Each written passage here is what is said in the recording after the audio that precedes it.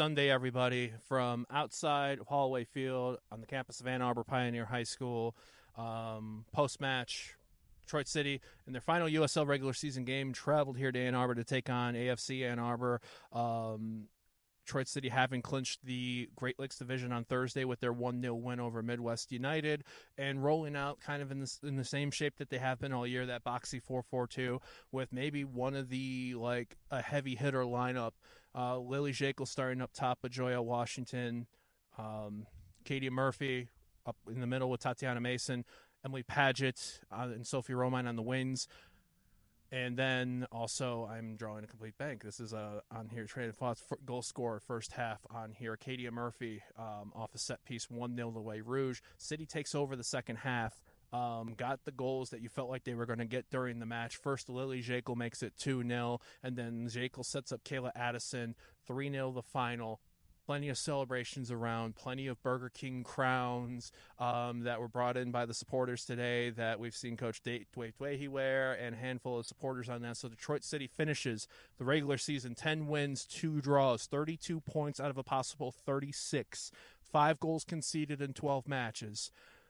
A season that we can all remember, but it's not done yet. And in fact, some might just say it's just begun. Why? If you popped into our live recap on YouTube Live post the men's match in Miami, you might have heard us talk about this, but the club officially made news about this post-match. Detroit City is hosting the Central Conference playoffs.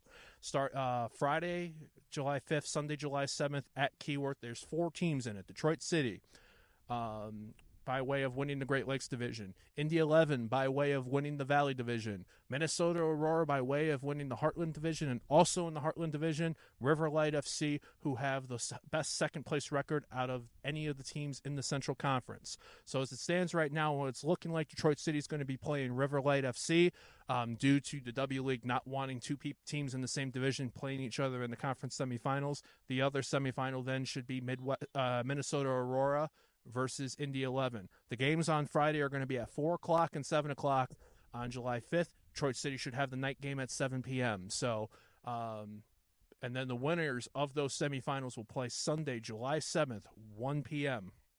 So, you might realize that there's going to be a men's match Saturday, July 6th at Keyworth against Tampa Bay Rowdies.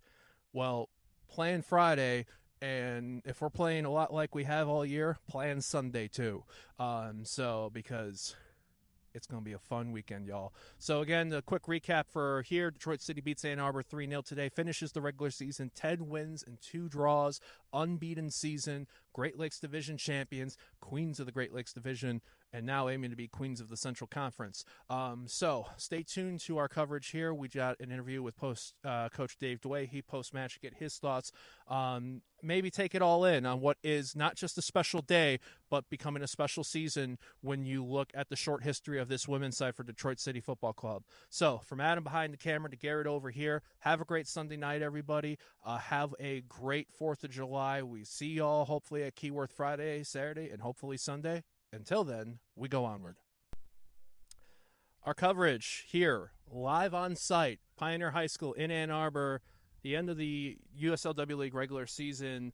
Ann Arbor welcoming the Great Lakes Division champion, Detroit City FC, which we can also say unbeaten regular season Great Lakes Division champions, Detroit City FC. The Queens of the Great Lakes, 3-0 win today here. Hollway Field. Good thing they had that sign up behind Adam right there. We're here with Coach Dave Dwaihy. Not wearing the Burger King crown that somewhat odd there, but feeling like a king nonetheless. So why don't we start off? You had the epic moment on Thursday. Not only the second win over Midwest, the first away win, clinching the division there. Do you think that had anything going into today, or was it just knowing that an unbeaten season was on the line? Yeah, I think we were a little tense, and I also got to give a lot of credit to AFC Ann Arbor. I think they had a really good game plan. The way they set up, they really clogged up the middle, and it forced us into areas of the field that we weren't super comfortable. And I thought halftime was a much-needed break for us to kind of take a deep breath and reevaluate and change some things. And I thought the women came out brilliantly and really played a much better second half. But, yeah, it's tricky, and, I think it's natural when you're in the position we were in to, struggle. It's natural that the game might go a little bit the way it did, but it was nice to see us over the course of 90 minutes figure it out and finish well. I think one thing that I've noticed always with this is probably the deepest lineup we've seen come from a W League side for Detroit City ever. But one thing that has been constant, regardless of who is in and who's out, is the team shape.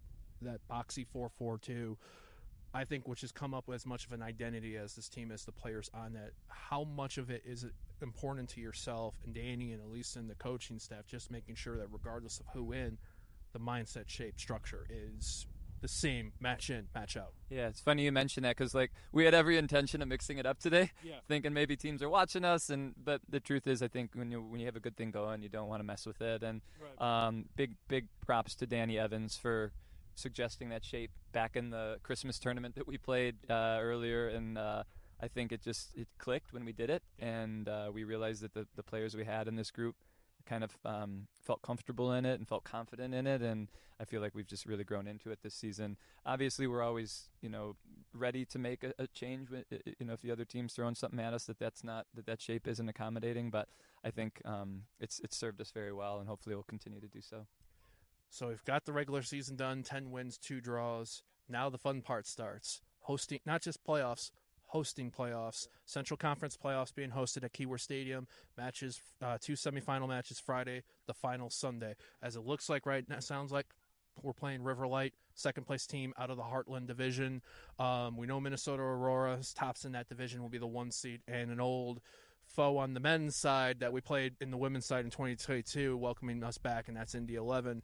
How are you feeling about the teams that we're welcoming to Keyworth this coming weekend, and mindset, if any, going into those matches, if any different than what we've seen today in the past? Yeah, I mean, it's extremely flattering company. Those 3 teams are all incredible in their own right. I think River Light is a sneaky second place team. Right. They gave Aurora some really tough games, and we've been kind of keeping an eye on them this season, and they're exceptional. They're actually a lot like us in terms of they have some players from Minnesota, a couple Michigan State players.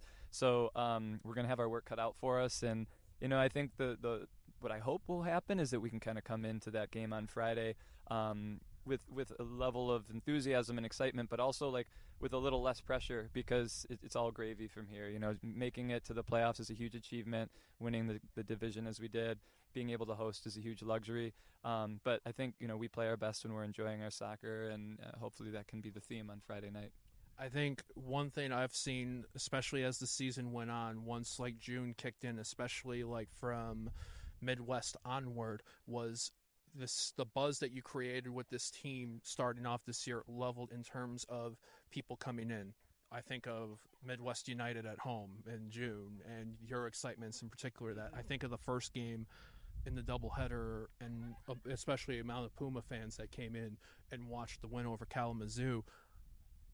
Tell us about, especially today, as I felt like vintage vibes, like you're in your MPSL days, playing similar to the crowd support, how much that maybe boosts the squad, and is there anything that you want to leave as a final message for anyone either here or checking out the stream, or anyone that's followed the club at all this season? Yeah, thanks. I think every player in our locker room would agree that it's a really special opportunity to not just represent the club, but play for the club, to play in front of such avid support. And we're here in Ann Arbor, and we got, I don't know, I'm bad at math, but I feel like we had hundreds of people cheering us on today, and it's just such a unique privilege, and it does, you can't help but raise your game when you're supported that way. And it's been a pretty magical summer on all accounts, but I think the supporters have been the constant, and I think the way the players have responded to that, their desire to play for the crest. The one thing that I'll say about this group, as talented as they are, they work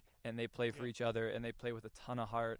We've never had to ask that of them. We've never had to come in at halftime or challenge them at training to work hard. It's just a given, and what a blessing that is, as a coach and as a coaching staff, to have that as just an assumed that's going to be in place, and then hopefully we can play good soccer and finish our chances. But if the work rate and the passion is there, I think it's always a recipe for success.